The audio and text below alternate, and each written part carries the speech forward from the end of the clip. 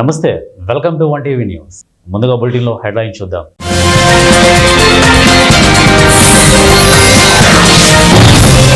స్వదేశీ మేళాకు పట్టం కట్టండి, ఎన్డీఏ ఎంపీలకు మోదీ ఉద్బోధ.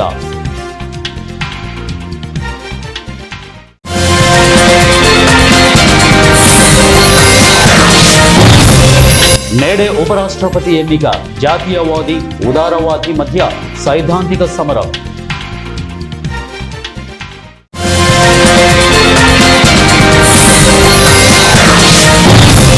నేపాల్లో సోషల్ మీడియా బ్యాన్, చెలరేగిన ఆందోళనలు.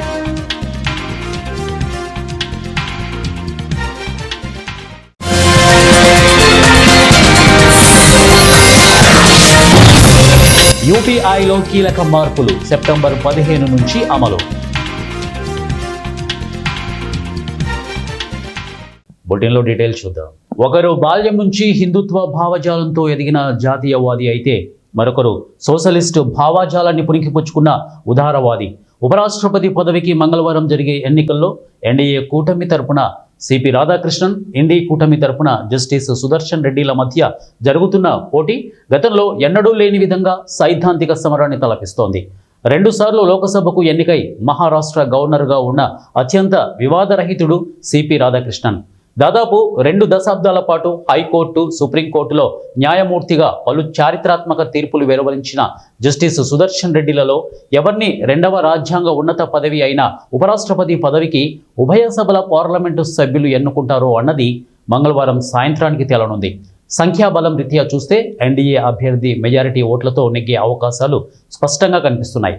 ఇరు వర్గాలు ఈ ఎన్నికల్లో సాధ్యమైనన్ని ఎక్కువ ఓట్లు సాధించేందుకు సాయశక్తులా కృషి చేస్తున్నాయి. నేపాల్ ప్రభుత్వం ఇటీవల Facebook, Instagram, WhatsApp, YouTube, Snapchat తదితర 26 సోషల్ మీడియా ప్లాట్ఫామ్లను నిషేధించాలని తీసుకున్న నిర్ణయానికి వ్యతిరేకంగా జనరేషన్ జెడ్ నిరసనకారులు రోడ్లపైకి వచ్చి ఆందోళనకు దిగారు. దీంతో ముందు జాగ్రత్త చర్యగా కాఠ్మండు జిల్లా పరిపాలన సోమవారం న్యూ బనేశ్వర్ చుట్టుపక్కల ప్రాంతాలలో కర్ఫ్యూ విధించింది. నిరసనలో పాల్గొన్న వేలాది మంది యువకులు వీధుల్లోకి రావడంతో ఉద్రిక్త వాతావరణం నెలకొంది. నిరసనకారులు నిషేధిత ప్రాంతంలోకి చొరబడడంతో పరిస్థితి మరింత దిగజారింది. దీంతో కాఠ్మండు చీఫ్ డిస్ట్రిక్ట్ ఆఫీసర్ ఛాబీలాల్ రీజల్ సోమవారం మధ్యాహ్నం 12:30 నుండి రాత్రి 10 గంటల వరకు కర్ఫ్యూ విధిస్తూ ఉత్తర్వులు జారీ చేశారు. National payments corporation of India digital చెల్లింపులకు సంబంధించిన ఎంపిక చేసిన వర్గాలకు యూనిఫైడ్ పేమెంట్స్ ఇంటర్ఫేస్ లావాదేవీ పరిమితులను పెంచింది. దీంతో వినియోగదారులు, వ్యాపారులు ఎక్కువ లావాదేవీలు చేసుకోవడానికి అవకాశం లభించింది. కొత్త పరిమితులు 2025 సెప్టెంబర్ 15 నుంచి అమల్లోకి వస్తాయి. జర్లు, వ్యాపార చెల్లింపులకు ఇది వర్తిస్తుంది. కాగా ఒక వ్యక్తి నుంచి మరో వ్యక్తికి జరిగే లావాదేవీలలో ఎటువంటి మార్పు లేదు. స్నేహితుడు, శత్రువు అనే భేదం లేకుండా అమెరికా ప్రభుత్వం అందరిపై సుంకాలతో బాధేస్తున్న వేళ ప్రధాని మోదీ స్వదేశీ రాగం అందుకున్నారు. విదేశీ వస్తువులపై మోజు తగ్గించుకొని స్వదేశీ వస్తువులకు పట్టం కట్టాలని పిలుపునిచ్చారు. ఢిల్లీలో సోమవారం ఎన్డీఏ కూటమి ఎంపీలతో సమావేశంలో పలు అంశాలపై ప్రధాని మాట్లాడారు. దేశవాళీ ఉత్పత్తులకు ఆదరణ పెరిగేలా చూడండి, స్వదేశీ మేళాను ఉద్యమ స్థాయికి తీసుకెళ్లండి, విదేశాల అధిక టారిఫ్ల వంటి ప్రతికూలతలు, సవాళ్ల సమయంలో భారత్ స్వావలంబన ద్వారా తన శక్తి సామర్థ్యాలను మరింతగా సంతరించుకోవాల్సిన తరుణం ఇది. మేడ్ ఇన్ ఇండియా ఉత్పత్తులను ప్రోత్సహించండి. జీఎస్టీ రేట్లు భారీగా తగ్గిన చక్కటి తరుణంలో స్వదేశీ వస్తువుల గొప్పతనాన్ని జనాన్ని తెలిసేలా చేయండి. ముఖ్యంగా నవరాత్రి, దీపావళి వంటి పండుగల సీజన్లో మీ నియోజకవర్గాల్లో ప్రజలతో, వ్యాపారులతో సమావేశాలు ఏర్పాటు చేసి తగ్గిన జీఎస్టీ రేట్ల ప్రయోజనాలను వివరించండి అని మోదీ అన్నారు. జనసేన పార్టీ అధినేత, ఉప ముఖ్యమంత్రి కొణిదెల పవన్ కళ్యాణ్ ఆశయ సాధనకు పనిచేస్తామని కర్నూలు జిల్లా ఆస్పరి మండలం జనసేన నాయకులు బిల్లేకల్లు శ్రీనివాసులు అన్నారు. ఆస్పరి మండలం బిల్లేకల్లు గ్రామానికి చెందిన నిరుపేద లక్ష్మీదేవి కుటుంబానికి జనసేన పార్టీ నాయకులు బిల్లేకల్లు శ్రీనివాసులు 5,000 రూపాయలు నిత్యావసర సరుకులు పంపిణీ చేశారు. ఈ సందర్భంగా మాట్లాడుతూ గడిచిన 6 నెలల క్రితం లక్ష్మీదేవి కుమారుడు అరవింద్ అగ్ని ప్రమాదంలో గాయపడ్డాడు. లక్ష్మీదేవి కుటుంబం ఆర్థికంగా చాలా ఇబ్బందులలో ఉందని, తన కుమారుడి ఆసుపత్రి ఖర్చులు కూడా భరించలేని పరిస్థితులలో ఉందన్నారు. జనసేన పార్టీ అధినేత కొణిదెల పవన్ కళ్యాణ్ సేవా స్ఫూర్తితో లక్ష్మీదేవి కుటుంబానికి ఆర్థిక సహాయం అందించినట్టు తెలిపారు. ఇలాంటి వాళ్ళని గుర్తించి సేవ చేయాలని తపన పవన్ కళ్యాణ్ మాకు ఇన్స్పిరేషన్.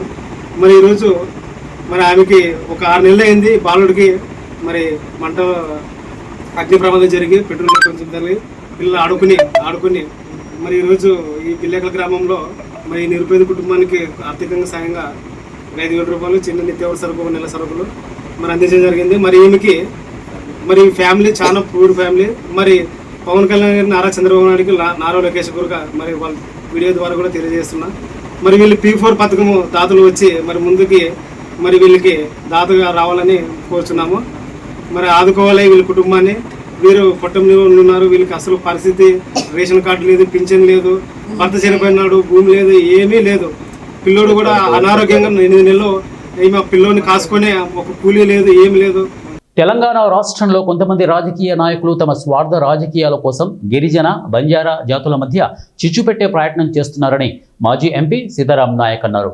ఈ మేరకు బంజారా ప్రతినిధులు తెలంగాణ రాష్ట్ర బీజేపీ అధ్యక్షులు ఎన్ రామచంద్రరావును తార్నాకలోని ఆయన నివాసంలో కలిసి వినతిపత్రం అందజేశారు.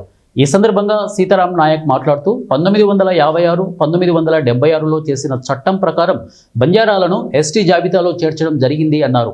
తెలంగాణ రాష్ట్రంలో కాంగ్రెస్ పార్టీకి చెందిన కొంతమంది నాయకులు ఇటీవల బంజారాల పట్ల వివక్ష చూపించడం జరుగుతుందని, ఇది ఎంతవరకు సమంజసమని ప్రశ్నించారు. ఇప్పటికైనా కేంద్ర రాష్ట్ర ప్రభుత్వాలు గిరిజన బంజారాల సమస్యను జటిలం చేయకుండా సమస్యను పరిష్కరించే విధంగా చర్యలు తీసుకోవాలని కోరారు. ఇంకొక దగ్గర వేరు వేరు పేరుతో పిలువబడుతున్నారు. వీళ్ళు ఎక్కడ ఉన్నా ఒకే వేష భాష ఆచారాలు ఉన్నటువంటి వాళ్ళ మీద గత కొద్ది కాలంగా అంటే 2018 నుంచి వీళ్ళు లంబాడీలు కాదు, అసలు వీళ్ళు గిరిజనులు కాదు, వీళ్ళని గిరిజనుల నుంచి తొలగించాలని కొన్ని పిటిషన్స్ పడతా ఉన్నాయి. దాన్ని సంబంధించి మేము మొన్న కాంగ్రెస్ పార్టీకి సంబంధించినటువంటి నాయకులను కలిసాం. ఇది ఏ పార్టీకి సంబంధించింది కాదు, ఇక్కడ ఉన్నటువంటి వాళ్ళంతా రిటైర్డ్ ఉద్యోగులు, కొందరు పార్టీకి సంబంధించిన వాళ్ళం. మేమంతా మా అప్పీల్ వాళ్ళకి చేస్తూ ఉన్నాం. మొన్న కాంగ్రెస్కి ఇచ్చాం. ఇవాళ గౌరవ తెలంగాణ రాష్ట్ర భారతీయ జనతా పార్టీ అధ్యక్షులు రామచంద్రరావు గారిని కలిసి మా నివేదిక ఇచ్చాం. నివేదిక ఏంటిదంటే, ఈ దేశంలో 1956లోనే గిరిజనులుగా గుర్తించబడ్డటువంటి లంబాడి సుగాలీలను ఆంధ్రలో గుర్తించబడితే 1976లో తెలంగాణలో గుర్తించబడ్డారు. వీళ్ళు ఏ కారణాల చేత వీళ్ళను కాదంటున్నారు అనే దాని మీద మా దగ్గర ఉన్న సమాచారాన్ని ఇచ్చాం. కానీ నేను ప్రభుత్వం కోరేది ఏంటంటే, 1కి 4 సార్ల యాక్ట్ అయినటువంటిది, 1కి 4 సార్ల సుగాలీని లంబాడీలు బంజారాలు ఎస్టీల జాబితాలో చేర్చారు. ఒకటి 1956, రెండవది 1976, మూడవది 2003, ఫోర్త్ మొన్న రీఆర్గనైజేషన్ బిల్లులో కూడా 2 రాష్ట్రాల్లో కొనసాగినటువంటి కులాలు, ఆంధ్రప్రదేశ్లో కొనసాగిన కులాలు 2. ముస్లింలపై కూటమి ప్రభుత్వం కక్ష సాధింపు చర్యలకు పాల్పడుతోందని కర్నూలులో వైఎస్ఆర్ కాంగ్రెస్ పార్టీ మైనార్టీ నాయకులు మండిపడుతున్నారు. కర్నూలు కలెక్టరేట్ ఎదుట వైఎస్ఆర్ కాంగ్రెస్ పార్టీ ఆధ్వర్యంలో నిరసన వ్యక్తం చేశారు. ఇమాం, మౌజాన్లకు ప్రభుత్వం ఇవ్వవలసిన గౌరవ వేతనాలు పెండింగ్ పెట్టారని, టీడీపీ ప్రభుత్వం ఇమాంలకు నెలకు 10,000 రూపాయలు మరియు మౌజాన్లకు నెలకు 5,000 రూపాయలు గౌరవ వేతనం నిరంతరం చెల్లిస్తామని చెప్పి అమలు చేయడం లేదని ఆగ్రహం వ్యక్తం చేశారు. 11 నెలల గౌరవ వేతనాలు పెండింగ్లో ఉన్నాయని, గత వైఎస్ఆర్సీపీ ప్రభుత్వం ఎన్నికల ప్రకటనకు ముందు 2024 మార్చి వరకు ఉన్న గౌరవ వేతనాలను చెల్లించింది. కానీ ప్రస్తుత టీడీపీ కూటమి ప్రభుత్వం ఇప్పటి వరకు హామీ ఇచ్చిన వేతనాలు చెల్లించకపోవడం వల్ల ఇమాం, మౌజాన్లు తీవ్రమైన ఆర్థిక ఇబ్బందులు ఎదుర్కొంటున్నారని తెలిపారు. అర్జీ ఇవ్వడం జరిగింది. వీళ్ళకి గత 11 నెలల నుంచి ఇమాంలకు, మౌజాన్లకు అమౌంట్ రాకుంది, గౌరవ వేతనం రాకుంది. ఖచ్చితంగా వీళ్ళకి గౌరవ వేతనం ఇవ్వాలని టీడీపీ ప్రభుత్వము, కూటమి ప్రభుత్వానికి మేము డిమాండ్ చేస్తున్నాము. వీళ్ళకి చంద్రబాబు నాయుడుకి కానీ, టీడీపీ వాళ్ళకి కానీ, కూటమి ప్రభుత్వం కానీ ఎందుకు ఇంత చిన్న చూపు? ముస్లిమ్స్ అంటే సరిపోదు వీళ్ళకి. ఖచ్చితంగా మీరు ఈ ఇమాంలకి, మౌజాన్లకి ఖచ్చితంగా ఇవ్వాలని డిమాండ్ చేస్తున్నాం. నా పేరు TMD Firoz, minority district president.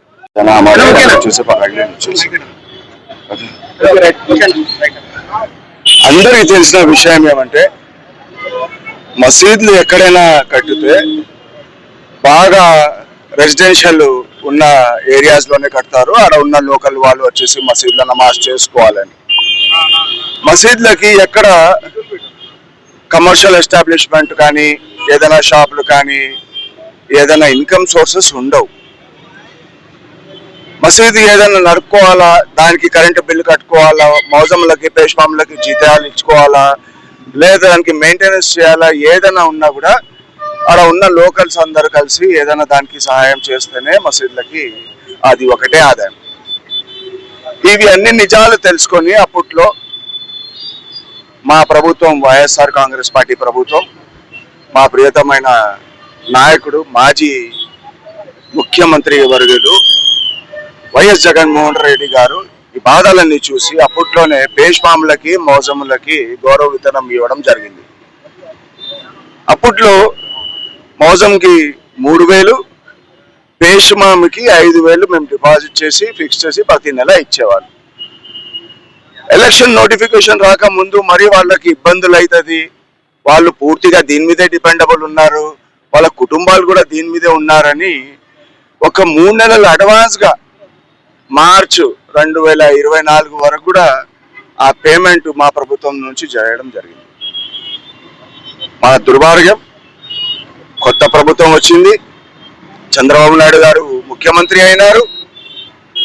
నేను మోసంలకి పేష్మాములకి గౌరవ విత్తనం పెంచుతాను, పేష్మాములకి 10,000, మోసంలకి 5,000 ఇస్తానని మేనిఫెస్టోలో దాన్ని చూపించినారు. ఎన్నో ఆయన ఎలక్షన్ క్యాంపెయిన్స్ లో కూడా ఈ మాట ఓపెన్ గా ఆయన చెప్పడం కూడా జరిగింది. ఒక 3 నెలలు ఇచ్చినారు. మరి వక్ఫ్ నుంచి డబ్బులు రావాలా, పేమెంట్లు చేయాలా, మరి ఏదో మాటలు మాట్లాడి ఇంకా కొద్దిగా డిలే చేసుకుంటూ. ప్రకాశం జిల్లా ఖమ్మం మండలం దర్గా గ్రామంలో గాలి బ్రహ్మయ్య, గడ్డం వెంకట సాయి తేజ అలియాస్ రవి ఇద్దరు స్నేహితులు. వారిద్దరూ కలిసి తిరుగుతూ ఉండేవారు. ఇటీవల కాలంలో ముద్దాయి రవి అదే గ్రామంలో ఒక అమ్మాయిని ఇష్టపడగా ప్రేమించిన అమ్మాయికి తన గురించి బ్రహ్మయ్య చెడుగా చెప్పాడని, వారి ప్రేమకు చెడగొట్టినట్లు, అంతేకాకుండా గ్రామంలో తనపై చెడుగా ప్రచారం చేసి అవమానం పరిచినట్లు రవి తీవ్రంగా కలత చెందాడు. ఎంత చెప్పినా మృతుడు బ్రహ్మయ్య వినకపోవడంతో రవికి మనశ్శాంతి లేకుండా పోయింది. దీంతో బ్రహ్మయ్యపై కోపం తెచ్చుకొని హత్య చేయాలనే పథకం చేశాడు. బ్రహ్మయ్య బేస్తవారిపేట పరిధిలోని ఆట స్థలంలో ఉండగా హత్య చేయడానికి పన్నాగం వేశాడు. ముందుగానే కత్తిని సుమారు 15 రోజుల క్రితం ఆట స్థలంలో రాళ్ల కింద దాచిపెట్టాడు. ఒక్కడే ఈ పని చేయలేను అని గ్రహించి తన వద్ద పనిచేస్తున్నటువంటి 2 మైనర్ పిల్లల సహాయం తీసుకుని ముందుగా తలపై బండరాయితో కొట్టి కత్తితో ఛాతిపై పొడిచినట్లు పోలీసులు నిర్ధారించారు. అనంతరం హత్య జరిగిన సంఘటనా స్థలం నుంచి సుమారు 100 అడుగుల దూరంలో మృతదేహాన్ని కంపచెట్లలో పడేసి పెట్రోల్ పోసి నిప్పు పెట్టారు. సంఘటనా స్థలానికి చేరుకున్న క్లూస్ టీమ్, డాగ్ స్క్వాడ్ మరియు పోలీసులు సుమారు 10 గంటల పాటు శ్రమించి సాక్ష్యాలను సేకరించి పోస్టుమార్టం నిమిత్తం కంబం ప్రభుత్వ హాస్పిటల్లో మృతదేహాన్ని తరలించారు. నిందితులను సోమవారం ఉదయం కృష్ణాపురం రైల్వే గేట్ సమీపంలో అదుపులోకి తీసుకున్నారు. మార్కాపురం డీఎస్పీ నాగరాజు మీడియా సమావేశంలో పూర్తి వివరాలు సోమవారం వెల్లడించారు. ముద్దాయిలను కోర్టులో హాజరుపరుస్తున్నట్లు మీడియా ముఖంగా తెలిపారు. డిసీజ్డ్ మోటార్ సైకిల్ ఉంటే మోటార్ సైకిల్ని బట్టి జనం వస్తారని, వాడేదో గుర్తుపట్టకుండా ఉంటాడని ఈ కేసుని మరింత సంక్లిష్టం చేసి పోలీసుని ఇబ్బంది పెట్టడానికి ఈ బండిని తీసుకెళ్లి ఎక్కడైనా దాచిపెట్టమని చెప్పడం జరిగింది. ఈ జూనియర్స్ ఇద్దరు ఈ బండిని ఖమ్మం తీసుకొచ్చారు. ఖమ్మం తీసుకొచ్చి మళ్ళా పొద్దున్నే శవం దొరికి ఐడెంటిఫై అయిందని రాగానే మళ్ళా వాడు నిద్రపోకుండా లేదు లేదు ఇది వాడు తాగే ప్లేస్ ఇంకోటి ఉంది ఓపెన్ ప్లేస్ అని చెప్పి మనం ఎప్పుడైతే మోటార్ సైకిల్ చూసామో ఈ పక్కన అక్కడ తీసుకుపోయి 6 గంటలప్పుడు బండి పెట్టి, సో సందర్భం కానీ సీన్ కానీ ఇక్కడ కాదు ఇక్కడ ఏదో జరిగింది అనేది ఒక క్రియేట్ చేయడం కోసం ఆ విధంగా తప్పుదారి పట్టించడం జరిగింది. సరే, పోలీస్ ప్రొఫెషనల్ ముందు ఇవన్నీ కూడా మాకు తెలుసు, అది ఎంత కఠినమైన కేసులైనా కానీ మేము ఛేదిస్తామనే సంగతి మీకు తెలుసు. ఆ సంగతి మేము ప్రత్యేకంగా చెప్పగలేదు. సో ఈ కేసులో ఈ ఫ్యాక్ట్స్ అన్ని బయటికి తీసుకొచ్చిన తర్వాత ఇంకా కూడా లోతైన ఫ్యాక్ట్స్ ఉన్నాయి దీంట్లో.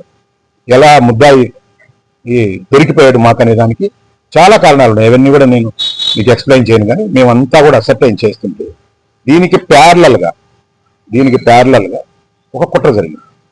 ఆ కుట్ర ఏంటంటే, ఏదైతే ఈ హత్య జరిగిందో ఇతను వైసీపీ కార్యకర్త, దాదాపు ఇతను కూడా చనిపోయిన అతను కూడా వైసీపీ సింపటైజరే, ఇతనే వేరే పార్టీ కూడా కాదు. కానీ గ్రామంలో దర్గా అనే గ్రామంలో ఉండే రాజకీయాలను అడ్డం పెట్టుకుంది. దీనిలో రాజకీయ కోణం ఉంది. దీంట్లో రాజకీయ కోణం ఉందని కేసుని తప్పుదారి పట్టించి పోలీసు మీద ఒత్తిడి పెట్టడానికి ఆ రోజు నుంచి కూడా ప్రయత్నం చేయడం జరిగింది. అది ఎంత దూరం ప్రయాణం చేసిందంటే, అక్కడ ఒక ప్రతిపక్ష నాయకుడు ఇంటి మీద పడి ఇల్లంతా పగలగొట్టి నువ్వే దొంగ అని చెప్పేసి నువ్వే అని చెప్పి అక్కడ వాళ్ళకి సంబంధించిన 2 వ్యక్తుల దగ్గర వాళ్ళు మోటార్ సైకిల్లో మొబైల్ని తీసుకొని వచ్చి ఆ మొబైల్ని సీన్ ఆఫ్ అఫెన్స్ లో దొరికింది. మేము ఇంతమందిని సీన్ లో దొరకని ఒక మొబైల్ సీన్ ఆఫ్ అఫెన్స్ లో పలానా ప్రతిపక్ష నాయకుడికి శ్రీకాకుళం జిల్లా పలాస రైల్వే స్టేషన్లో వేరువేరుగా గంజాయిని తరలిస్తుండగా కాశీబుగ్గ పోలీసులు పట్టుకున్నారు. కాశీబుగ్గ డీఎస్పీ వి వెంకటప్పారావు మాట్లాడుతూ నెల్లూరుకు చెందిన ఇద్దరు స్నేహితులు మరియు ఒరిస్సా జిల్లా పర్లాకిమిడికి చెందిన ఒకరు వేరువేరుగా 6.115 కేజీల గంజాయిని నెల్లూరుకి తీసుకెళ్లేందుకు రైల్వే స్టేషన్లో ఉండగా పోలీసుల చెకింగ్లో పట్టుకున్నట్లు చెప్పారు. అనుమానంతో అరెస్ట్ చేయడం జరిగింది. ఆ ఇద్దరు వ్యక్తుల్ని ఇంట్రాగేట్ చేయగా వారి వద్ద గంజాయి 6.115 గ్రాములు గంజాయి వారి వద్ద నుంచి స్వాధీనం తీసుకోవడం జరిగింది. అదేవిధంగా వారి వద్ద ఒక సెల్ ఫోన్ మరియు 1000 రూపాయలు క్యాష్ కూడా ఉంది.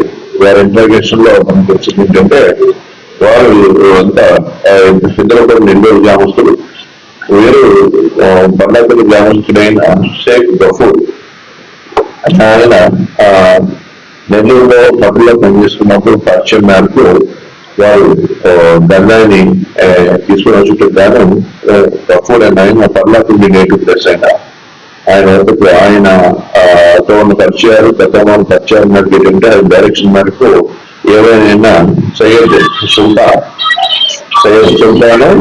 శ్రీకాకుళం జిల్లా కోటబొమ్మాలి నుండి ఒడిశా రాష్ట్రం భువనేశ్వర్కు ఐచరు వ్యాన్లో అక్రమంగా బియ్యం తరలిస్తుండగా శ్రీకాకుళం జిల్లా పలాస మండలం లక్ష్మీపురం జాతీయ రహదారిపై కాశీబుగ్గ పోలీసులు పట్టుకున్నారు. కోటబొమ్మాలి టెక్కలిలో సేకరించిన పీడీఎస్ బియ్యాన్ని ఒడిశా రాష్ట్రం భువనేశ్వర్ తరలిస్తున్నట్లు ముందస్తు సమాచారాన్ని అందుకున్న కాశీబుగ్గ పోలీసులు పలాస టోల్ ప్లాజా వద్ద మాటు వేసి పట్టుకున్నారు. అనంతరం రెవెన్యూ అధికారులకు పోలీసులు తెలియచేయగా పరీక్షించిన పలాస రెవెన్యూ అధికారి తిరుపతిరావు పట్టుబడ్డ బియ్యం పీడీఎస్ బియ్యమేనని సుమారు 10 టన్నుల పైబడి ఉండవచ్చని తెలియజేశారు. కేసు నమోదు చేసుకున్న పోలీసులు పీడీఎస్ బియ్యంతో పాటు పట్టుబడ్డ వాహనాన్ని సీజ్ చేసి పోలీస్ స్టేషన్కు తరలించారు. ఒక హెచ్డి వ్యాన్లో ఇంచుమించు 220 బ్యాగులు అంటే 1100 కేజీలు అనమాట మొత్తం. అది వాళ్ళు సీజ్ చేయడం జరిగింది వెహికల్తో పాటు. అది మాకు ఒప్పజెప్పి సిఎస్డిటీ అయిన నేను మా విఆర్ఓ గారికి అది హ్యాండ్ ఓవర్ చేసి ఉన్నారు. దానిపై 6A కేసు బుక్ చేసి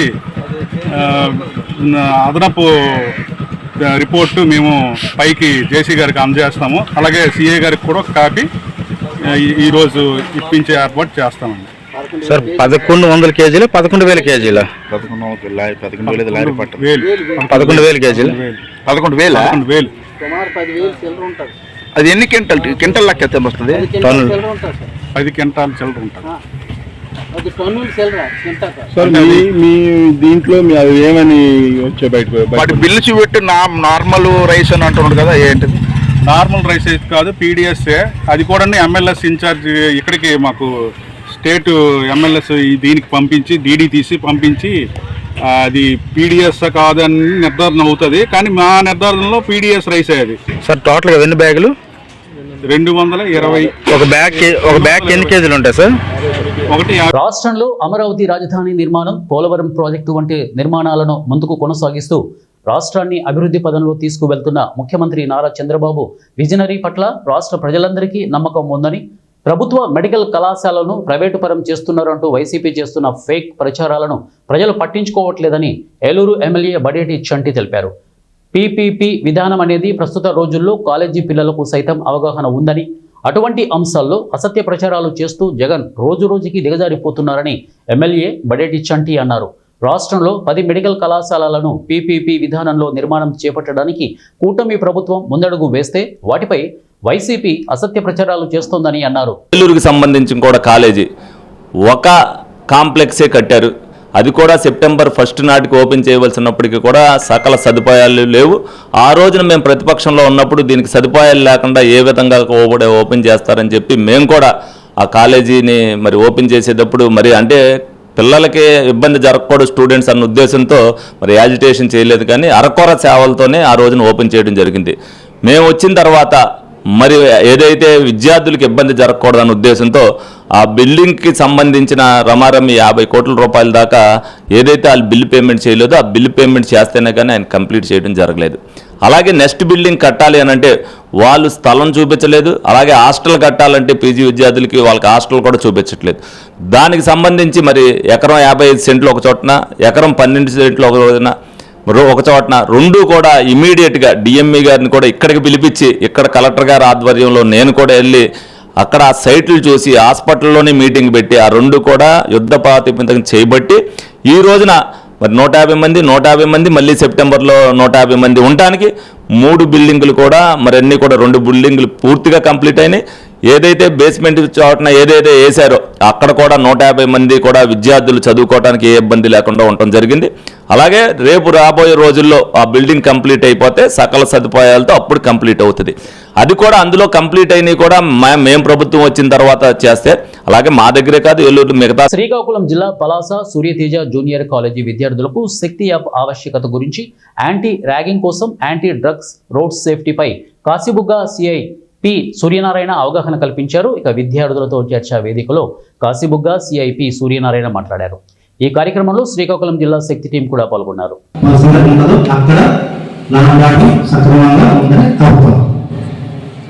అటువంటి అట్మాస్ఫియర్ క్రియేట్ చేయవలసిన బాధ్యత మాది, దానికి సహకరించవలసిన బాధ్యత మీది. కాబట్టి మీరంతా కూడా మీ యొక్క చట్టాన్ని విజయం చేసుకుంటూ మీరు చేయాలి. ఇది మీ క్వశ్చన్. నెక్స్ట్ బాయ్స్ ఎస్పెషల్లీ మీ వర్క్ వస్తే మీది కూడా సేమ్ ఏజ్ గ్రూప్ కాబట్టి మీలో చాలా మందికి లిమిటెడ్ జ్ఞానం ఉంటుంది. ఏది మంచి ఏది తెలియదు, కానీ సేమ్ అప్లికేబుల్ అవుతుంది. వాళ్ళు బిలో 18 years వాళ్ళకి ఏదైతే అప్లికేబుల్ అవుతుందో బిలో 18 years మీకు కూడా అప్లికేబుల్ అవుతుంది. కానీ వాళ్ళకి మీకు వచ్చినసరికి వాళ్ళకే ట్రై చేయాలి. వాళ్ళు వాళ్ళే 15 మేకర్స్ గతమైన చట్టం చేసింది కాబట్టి ఈ 3 రోజులు వస్తే మీకు ఎక్కువ సోషల్ మీడియాలో యాక్టివ్ ఉన్నారు. సోషల్ మీడియాలో నాకు బులెటిన్ ముగించే ముందు హెడ్లైన్స్ మరొకసారి.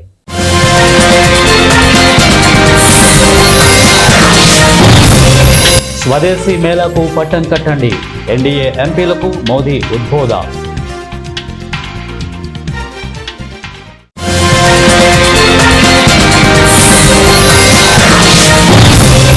నేడే ఉపరాష్ట్రపతి ఎన్నిక, జాతీయవాది ఉదారవాది మధ్య సైద్ధాంతిక సమరం.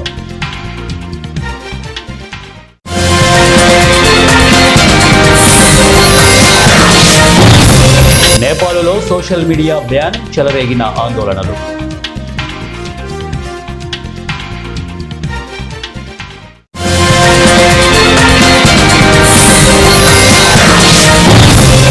యూపీఐలో కీలక మార్పులు, సెప్టెంబర్ 15 నుంచి అమలు. ఇవే బులెటిన్ అప్డేట్స్. నెక్స్ట్ బులెటిన్లో కలుద్దాం. Until then keep watching 1TV news. ప్రతిక్షణం ప్రజల పక్షం.